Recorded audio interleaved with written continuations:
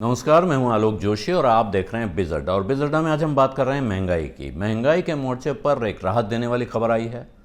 3 महीने के बाद महंगाई का जो खुदरा महंगाई का आंकड़ा है वो 7% से नीचे आ गया है, 6.77%।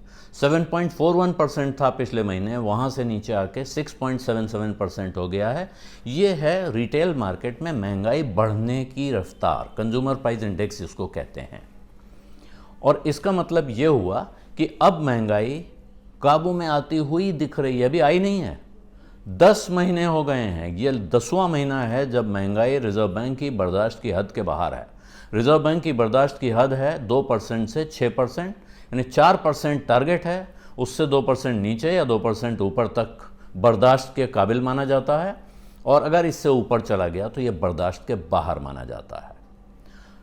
पूरे 10 महीने हो चुके हैं, 10वां महीना है जब यह महंगाई रिजर्व बैंक के काबू से बाहर है। इसके बावजूद अगर वो 7.41% से नीचे 6.77 आ गई है तो कह सकते हैं शुरुआत तो हुई, उस तरफ बढ़ना शुरू हुआ है। रिजर्व बैंक ने जो कदम उठाए हैं पिछले दिनों, 1.9% ब्याज दरों में बढ़ोतरी हुई है, उसका असर दिख रहा है। बाजार पर दबाव बन रहा है कि महंगाई अब कम हो, यह माना जा सकता है।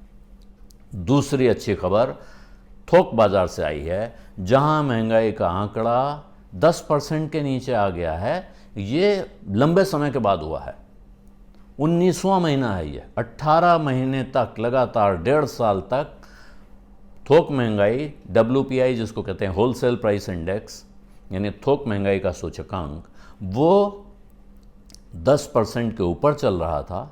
19वां महीना है जब ये आया है 1.39 पर। और इससे अच्छा क्यों माना जाएगा? इससे अच्छा इसलिए माना जाएगा कि आज अगर थोक के बाज़ार में दाम बढ़ेंगे तो कल खुदरा बाज़ार में दाम बढ़ेंगे। आज थोक के बाज़ार में दाम कम होंगे तो कल खुदरा बाज़ार में दाम कम होंगे। और ये ध्यान रखिए कि ये WPI कम होने का अर्थ दाम कम होना नहीं है।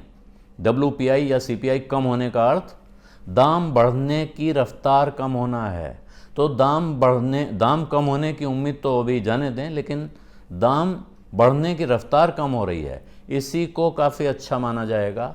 और यही वजह है कि अब तमाम तरफ उम्मीद जग रही है कि आगे चल के महंगाई के मोर्चे पर राहत दिखाई पड़ सकती है।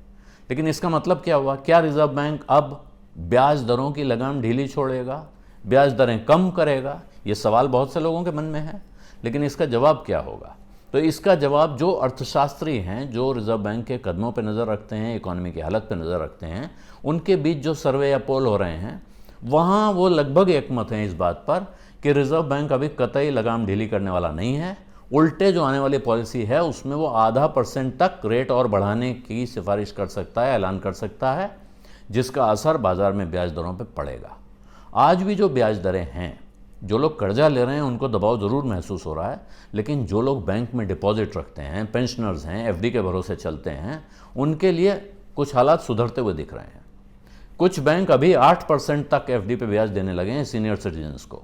और अगर यहाँ 0.5% और बढ़ता है तो इसका अर्थ है कि अब बैंकों में भी एक तरह की होड़ होगी लोगों का पैसा डिपॉजिट के तौर पर लेने के लिए और अपने रेट बढ़ाने की तरफ। तो ये एक उम्मीद की किरण उधर आती है। दूसरा, इंडेक्स ऑफ इंडस्ट्रियल प्रोडक्शन में सुधार दिखा है, जो रिजर्व बैंक को फिर यह हौसला देगा कि इस वक्त उसे ग्रोथ की चिंता शायद नहीं करनी है, उसको महंगाई पे काबू रखने पे फोकस करना है। और इसीलिए रिजर्व बैंक इस वक्त अब ढील नहीं देगा, क्योंकि ढील वो पहले दे चुका है।